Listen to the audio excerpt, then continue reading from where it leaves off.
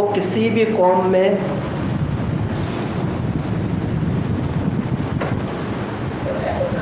بہت زیادہ اہمیت حاصل ہے،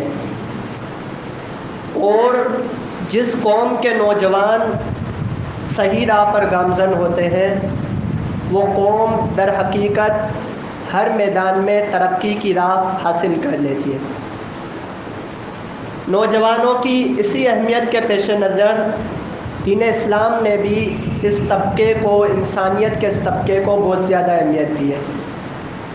اور اگر ہم رسول اللہ صلی اللہ علیہ وسلم کے فرامین کا مطالعہ کریں، ہم ان کو پڑھیں، تو ہمیں بہت سارے ایسے فرامین ملیں گے کہ جن میں صرف نوجوانوں کے لیے ہی خاص ہے۔ یعنی ان فرامین کو پڑھنے سے اور سننے سے ہمیں معلوم ہوتا ہے کہ ہمارے دین میں ان نوجوانوں کی کتنی اہمیت ہے۔ چند ایک مثالیں میں آپ کے سامنے رکھتا ہوں۔ رسول اللہ صلی اللہ علیہ وسلم کا فرمان ہے کہ اغتنم خمسا قبل خمس، کہ 5 چیزوں سے پہلے غنیمت سمجھو۔ وہ 5 چیزیں کیا ہیں؟ وہ ان میں سے ایک ہے کہ شباب کا قبل حرمک، کہ اپنی جوانی کو اپنی بڑھاپے سے پہلے غنیمت سمجھو۔ تو اللہ کے نبی علیہ الصلوۃ والسلام جن چیزوں کی اہمیت ظاہر کر رہے ہیں، یعنی 5 انسان کے لیے اہم ترین چیزیں، ان میں سے ایک چیز جوانی ہے۔ اسی طرح نبی علیہ الصلوۃ والسلام کی دوسری حدیث ہے کہ لا تزول قدم ابن آدم،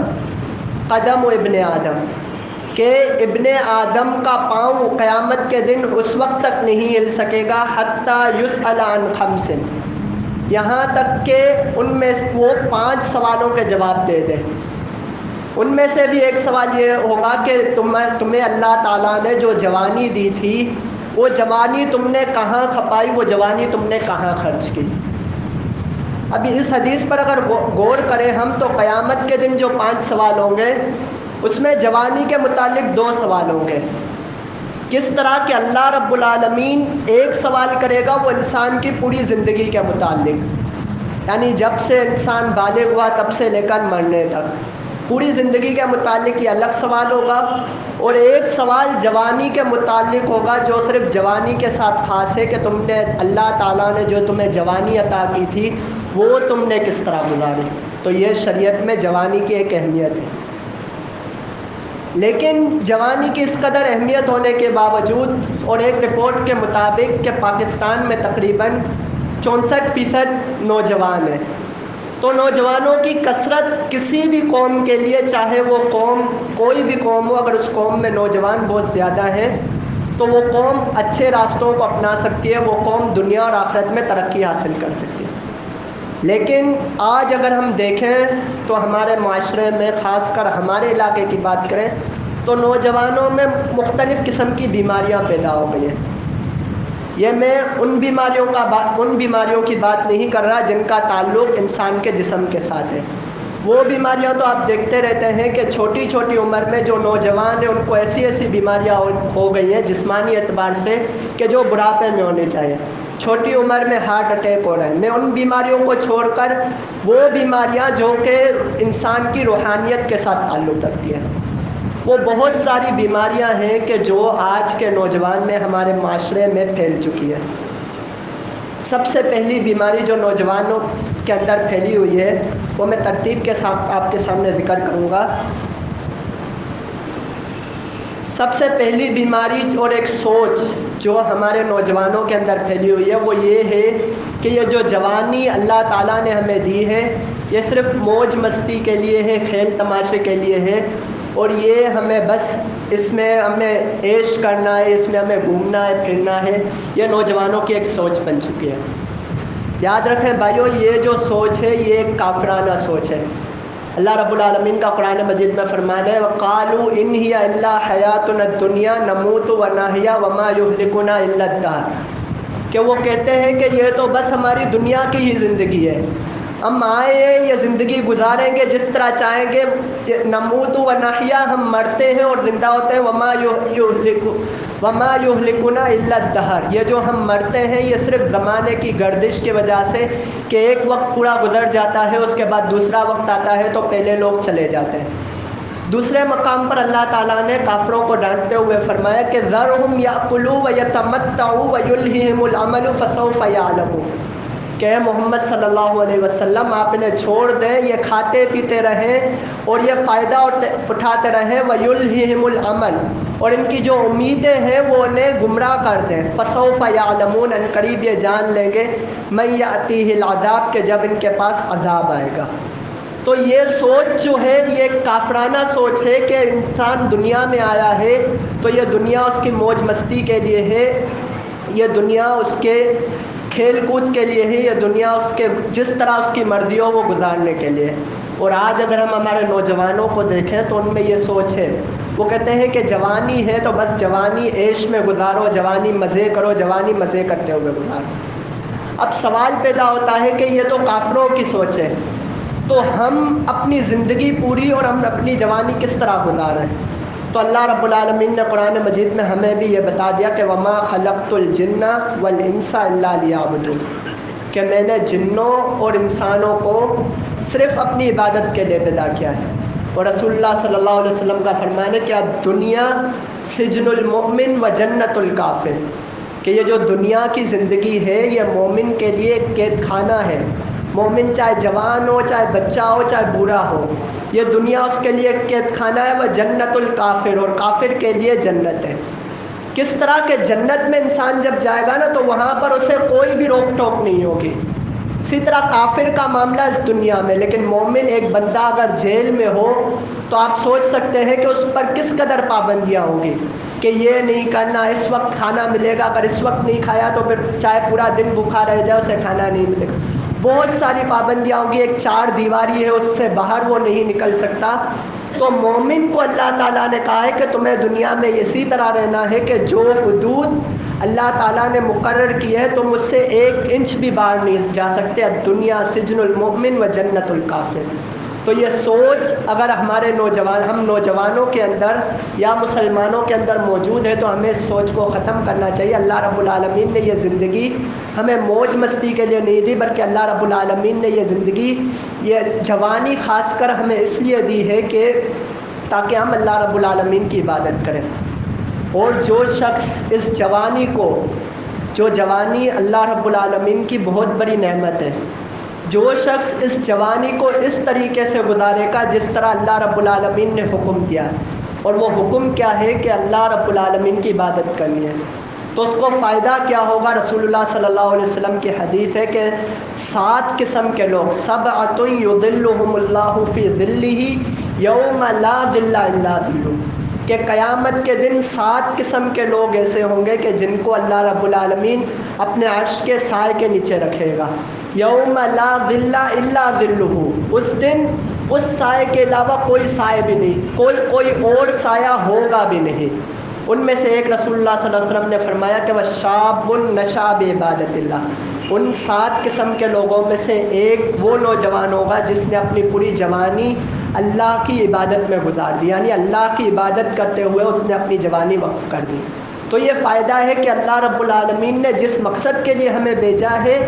اگر ہم اس مقصد کو پورا کرتے ہیں تو اللہ رب العالمین ہمیں یہ فائدہ دے گا کہ قیامت کے دن جہاں ہر بندہ اپنے پسینے میں ڈوبا ہوگا وہاں اللہ رب العالمین ہمیں اپنے عرش کا سایہ نصیب فرمائے گا۔ اس کے علاوہ دوسری جو بیماری ہے وہ نوجوانوں میں ہے، وہ ہے کہ غنڈہ گردی کی سوچ۔ یہ ہم معاشرے میں دیکھیں کہ جوانی کی مستی میں، جوانی کے جوش اور جذبے میں، جوانی کی طاقت میں نوجوان ہر کسی پر ظلم و زیادتی کرتے ہیں۔ وہ کہتے ہیں کہ ہمارے اندر طاقت ہے، جو کمزور انہیں نظر آتا ہے وہ اس پر زیادتی کرنے کی کوشش کرتے ہیں۔ اور آپ نے بہت سے ایسے لوگوں کو دیکھا ہوگا، آپ کے مشاہدے میں آئے ہوں گے کہ وہ اپنی جوانی میں انہوں نے طرح طرح کے ظلم کیے ہوں گے، کہ جوانی کی طاقت کی وجہ سے، جوانی کے نشے کی وجہ سے انہوں نے بہت سے لوگوں پر ظلم کیے ہوں گے، لیکن جب ان کی جوانی ڈھلنے لگتی ہے، جب ان پر بڑھاپا آتا ہے، پھر آپ ان کی دیکھتے ہیں، آپ نے ان کو دیکھا ہوگا کہ کس طرح اس بندے کی اکڑ اللہ رب العالمین توڑ دیتا ہے۔ تو یہ جوانی ہمیشہ رہنے والی نہیں ہے۔ اس جوانی میں انسان یہ سوچ نہ رکھے کہ کسی پر بھی ظلم نہ کرے، دیکھیں طاقتور ہونا یہ شریعت کو مطلوب ہے. رسول اللہ صلی اللہ علیہ وسلم کی حدیث ہے کہ المؤمن القوی خیر و احب الی اللہ من المؤمن الضعیف، کہ جو مضبوط مومن ہے، جو طاقتور مومن ہے، وہ اللہ تعالیٰ کو زیادہ محبوب ہے اور زیادہ بہتر ہے اللہ کے نزدیک. کس سے؟ من المؤمن الضعیف، اس مومن سے جو کمزور ہے. اور آگے اللہ کے نبی علیہ الصلوۃ والسلام نے فرمایا کہ چاہے مومن جو بھی ہو، بہرحال چاہے وہ کمزور ہو چاہے طاقتور ہو، اس میں خیر ضرور ہے. لیکن اگر اس طاقت کو جو اللہ رب العالمین نے انسان کو جوانی کی صورت میں دی ہے، جوانی میں انسان میں بہت زیادہ طاقت ہوتی ہے، وہ کچھ بھی کر سکتا ہے. اس طاقت کو اگر انسان نے غلط طریقے سے استعمال کیا، کسی پر ظلم زیادتی کے لیے استعمال کیا، کسی کا حق کا ضبط کیا، کسی کو ناجائز مارا، کسی کی عزت کو ناجائز اچھالا، تو قیامت کے دن اللہ رب العالمین اس کو کیا سزا دے گا؟ کہ رسول اللہ صلی اللہ علیہ وسلم کا فرمان ہے کہ الظلم ظلمات یوم القیامہ، کہ ظلم جو ہے، انسان اس دنیا میں جو ظلم کرتا ہے وہ قیامت کے دن اندھیروں کی صورت میں آئے گا. یعنی انسان کے سامنے یہ ظلم اندھیرا کر دے گا، اسے کچھ نظر نہیں آئے گا. اور دوسری جو حدیث ہے، مشہور حدیث ہے، آپ نے بار بار سنی ہوگی. رسول اللہ صلی اللہ علیہ وسلم نے اپنے صحابہ سے پوچھا اتدرون ما المفلس، کیا تم کنگلے کلاش کو جانتے ہو؟ کیا تم فقیر اور مفلس کو جانتے ہو؟ تو صحابہ نے جواب دیا جو ہم سب کے ذہنوں میں آ سکتا ہے کہ کنگلا کلاش فقیر وہ ہوتا ہے کہ جس کے پاس نہ مال ہو، نہ درہم ہو، نہ دینار ہو، نہ پیسہ ہو، نہ رہنے کے لیے جگہ ہو، نہ کھانے کے لیے کچھ کھانا ہو. نبی علیہ الصلوۃ والسلام نے فرمایا کہ مفلس کنگلا کلاش یہ نہیں ہے، بلکہ مفلس کون ہے؟ مفلس کی تعریف نبی علیہ الصلوۃ والسلام نے فرمایا کہ وہ قیامت کے دن آئے گا اور اس کی حالت کیا ہوگی کہ وہ کنگلا نہیں ہوگا، اس کے پاس تہامہ پہاڑ کے برابر نیکیاں ہوں گی، لیکن حالت کیا ہوگی کہ اس نے کسی کو قد شتم ھذا قد اکل مال ھذا قد ضرب ھذا، اس نے کسی کو گالی دی ہوگی، کسی کا مال کھایا ہوگا، کسی کو ناحق مارا ہوگا، کسی کی عزت اچھالی ہوگی. اس کی وجہ سے کیا ہوگا کہ اللہ رب العالمین اس کی نیکیاں ان لوگوں میں تقسیم کرتا رہے گا. جس طرح پہاڑوں کے برابر نیکیاں ہوں گی، اسی طرح اس کے جو فریادی ہوں گے وہ بھی بہت زیادہ ہوں گے. اللہ رب العالمین اس کی نیکیاں اٹھا کر انہیں دیتا رہے گا یہاں تک کہ وہ جو پہاڑوں کے برابر نیکیاں لے کر آیا ہوگا وہ ساری نیکیاں ختم ہو جائیں گی. اور پھر لیکن فریادی ابھی بھی باقی ہوں گے، کسی کا اس نے مال کھایا ہوگا، کسی کو اس نے مارا ہوگا، کسی کو اس نے گالی دی ہوگی. اب اللہ رب العالمین وہاں پر ضرور انصاف کرے گا، ہر بندے کو اس کا حق ملے گا. پھر اللہ رب العالمین کس طرح انصاف کرے گا کہ جو فریادی ہوں گے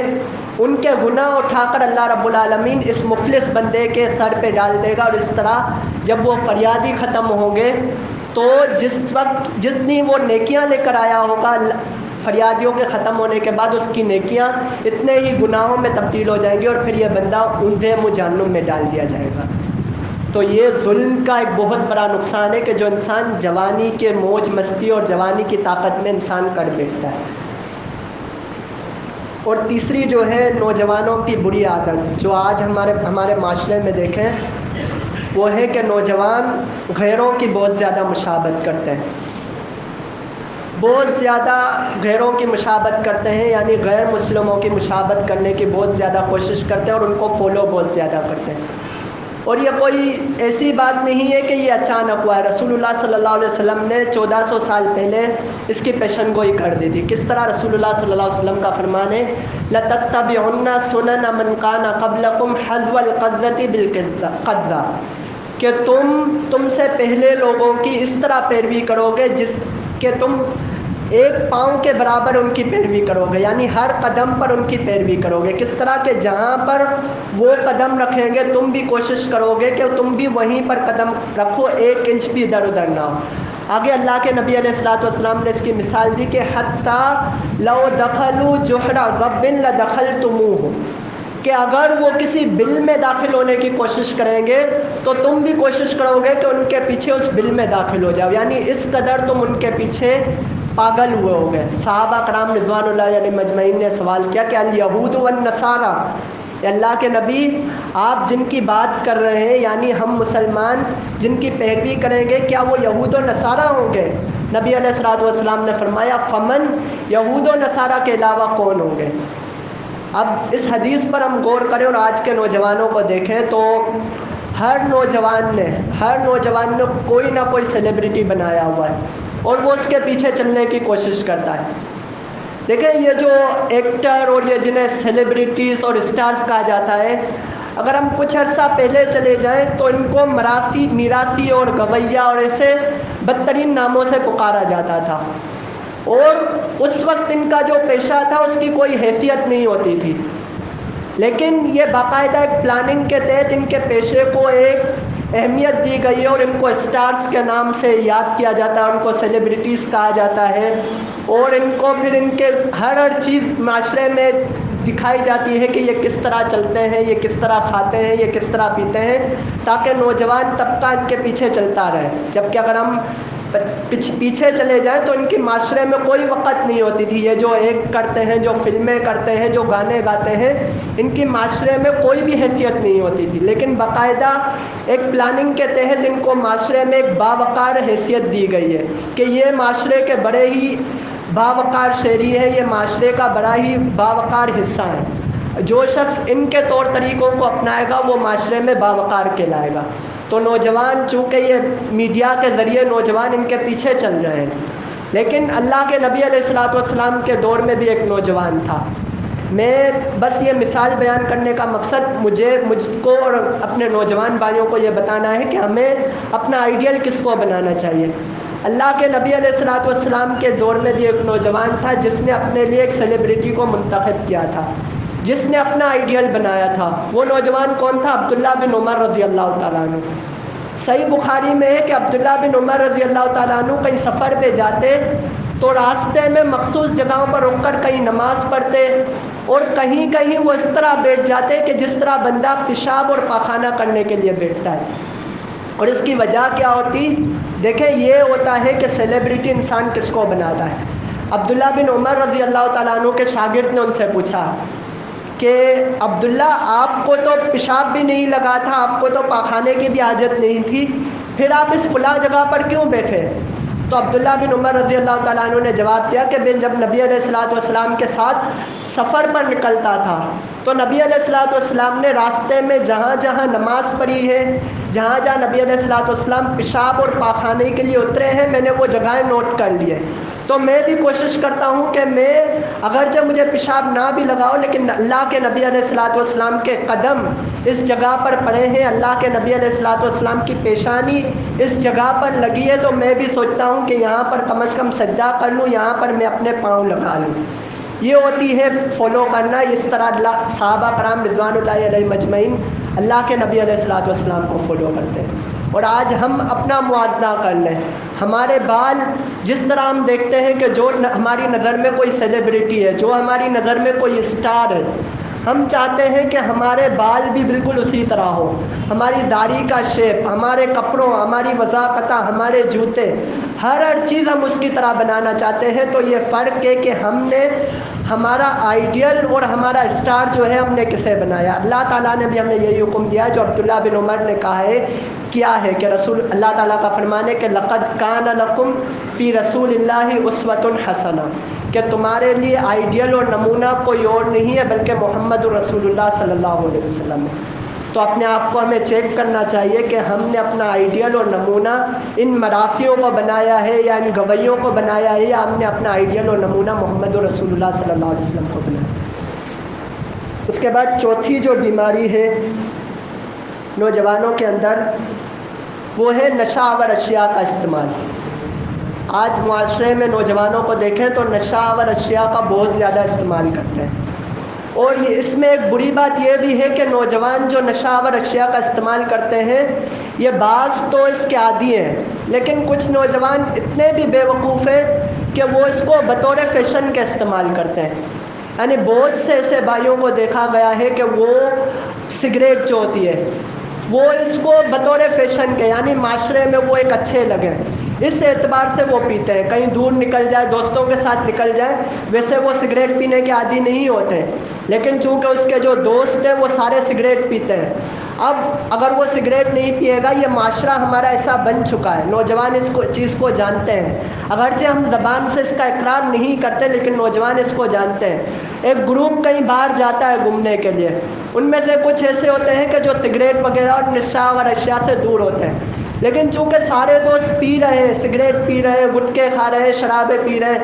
اب ان کو اپنے دل میں ایک کمتری محسوس ہوتی ہے، پھر وہ بھی ایک دو کش لگا لیتے ہیں ان کے ساتھ۔ تو یہ نوجوانوں میں یہ ایک بری عادت ہے کہ جو نشے میں مبتلا ہیں، اللہ رب العالمین ان کو تو اس بری عادت سے نکالے،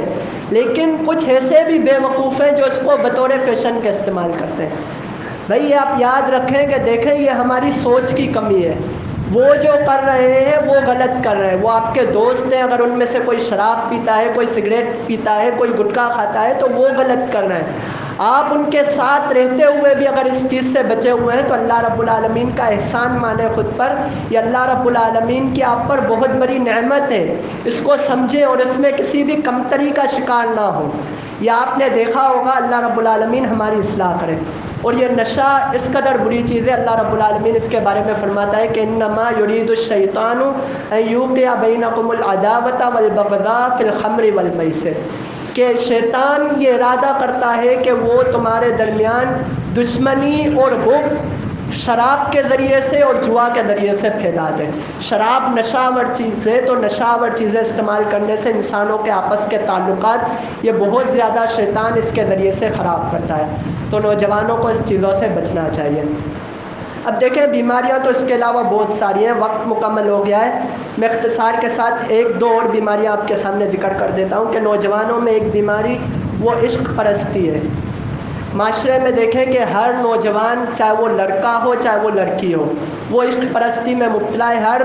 نوجوان چاہتا ہے، اگر وہ لڑکا ہے تو اس کی خواہش ہے کہ میری کوئی گرل فرینڈ ہو، اگر وہ لڑکی ہے تو اس کی خواہش ہے کہ میرا کوئی بوائے فرینڈ ہو۔ یہ ہمارے معاشرے میں آج کل چل رہا ہے،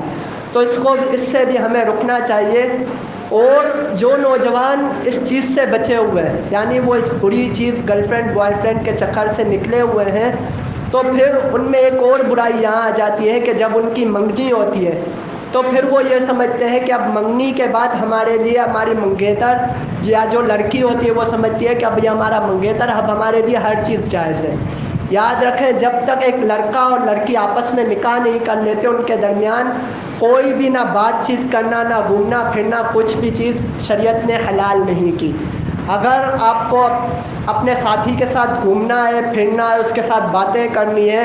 اس کے ساتھ رہنا ہے، تو اس کی ایک ہی صورت شریعت نے ہمیں دی ہے، وہ ہے نکاح۔ نکاح کے علاوہ اگر چاہے منگنی ہو گئی ہے، چاہے آپ کی منگنی کو 6 سال ہو گئے، 2 سال ہو گئے، وہ لڑکی آپ کے لیے حلال نہیں ہوئی، نہ ہی اس لڑکی کے لیے وہ لڑکا حلال ہے، تو اس چیز کو بھی ہمیں سوچنا چاہیے۔ تو یہ چند بیماریاں تھیں جو نوجوانوں کے اندر پائی جاتی ہیں۔ ان بیماریوں کی نشاندہی کرنے کا مقصد کہ اگر نوجوان ان بیماریوں سے چھٹکارا حاصل کر لے گا تو اللہ رب العالمین نوجوانوں سے بڑے بڑے کام لے گا۔ اگر ہم گزشتہ دور اللہ کے نبی علیہ الصلوۃ والسلام اور صحابہ کے دور پر نظر ڈالیں تو ان صحابہ کے اندر بھی زمانہ جاہلیت میں ان بیماریوں میں سے کچھ نہ کچھ بیماریاں تھیں، لیکن جب اللہ رب العالمین نے انہیں ان بیماریوں سے نجات دی تو پھر اللہ رب العالمین نے ان سے بہت سارے کام لیے۔ ان میں سے ایک صحابی سیدنا ثابت بن زید انصاری رضی اللہ تعالیٰ عنہ، ان سے اللہ رب العالمین نے اتنا بڑا کام لیا کہ جس سے قیامت تک مسلمان مستفید ہوتے رہیں گے۔ وہ کام کیا تھا کہ اللہ رب العالمین نے ان کو قرآن جمع کرنے کے کام میں لگایا۔ سیدنا ابو بکر صدیق رضی اللہ تعالیٰ عنہ کے دور میں پہلے اور سیدنا عثمان رضی اللہ تعالیٰ عنہ کے دور میں جو قرآن مجید کو جمع کیا گیا تھا، اس جمع کرنے میں جو امیر مقرر کیے گئے تھے، جو سب سے بڑے مقرر کیے گئے تھے، وہ سیدنا زید بن ثابت انصاری رضی اللہ تعالیٰ عنہ تھے۔ ابو بکر صدیق رضی اللہ تعالیٰ عنہ نے کیا کہا تھا کہ انکا رجل شاب، کہ میں آپ کو یہ ذمہ داری قرآن جمع کرنے کی بہت بڑی ذمہ داری اس لیے دے رہا ہوں کہ ان کی وجوہات ابو بکر صدیق رضی اللہ تعالیٰ عنہ نے بیان کی۔ ان وجوہات میں سے ایک وجہ ابو بکر صدیق نے یہ بیان کی کہ انکا رجل شاب، کہ آپ ایک نوجوان ہیں، اس لیے میں آپ کو یہ ذمہ داری دے رہا ہوں۔ تو نوجوانوں کو چاہیے کہ وہ ان بیماریوں کا، اگر ان میں سے کوئی بھی بیماری ان کے اندر موجود ہے تو وہ ان بیماریوں کا اپنے اندر سے خاتمہ کرے، تو اللہ رب العالمین ان سے بڑے بڑے کام لے۔ محمد بن قاسم رحمہ اللہ، آپ نے ان کے بارے میں اکثر نے سنا ہوگا کہ صرف 17 سال کی عمر میں انہوں نے سندھ کو فتح کر لیا۔ تو یہ بھی نوجوان تھے کہ جنہوں نے اللہ کی راہ میں نکلنے کی کوشش کی، اللہ رب العالمین کے احکامات کو اپنانے کی کوشش کی۔ انہوں نے اپنا آئیڈیل اور نمونہ کسی اسٹار کو نہیں، کسی محمد رسول اللہ صلی اللہ علیہ وسلم کو بنایا، تو اللہ رب العالمین نے ان سے بڑے بڑے کام لیے۔ ابراہیم علیہ السلام نے چھوٹی سی عمر میں جب بتوں کو توڑا تو ان کی قوم والوں نے کیا کہا؟ قالوا سمعنا فتى يذكرهم يقال له ابراہیم، یہ جو ہمارے سارے معبودوں کا کام خراب کر دیا ہے، ان کی گردنیں اڑانے والا یہ کوئی اور نہیں بلکہ ایک نوجوان ہے، يقال له ابراہیم، جس کا نام ابراہیم ہے۔ تو جب بندہ اللہ رب العالمین کے احکامات کو فالو کرتا ہے، اللہ رب العالمین اور اس کے رسول صلی اللہ علیہ وسلم کے ساتھ مخلص ہو جاتا ہے، اگر نوجوان اللہ اور اس کے رسول کے ساتھ مخلص ہو کر کوشش کرے گا کہ وہ ان بیماریوں سے جو اس کی روحانیت کو متاثر کرتی ہیں، اگر وہ نجات حاصل کرے تو اللہ رب العالمین اس سے بڑے بڑے کام لے لے گا۔ اللہ رب العالمین سے دعا ہے کہ اللہ رب العالمین ان ٹوٹے پھوٹے الفاظ کو سمجھنے اور عمل کرنے کی توفیق عطا فرمائے۔ اقول قولی ھذا واستغفر اللہ لی ولکم وآخر دعوانا الحمد للہ رب العالمین۔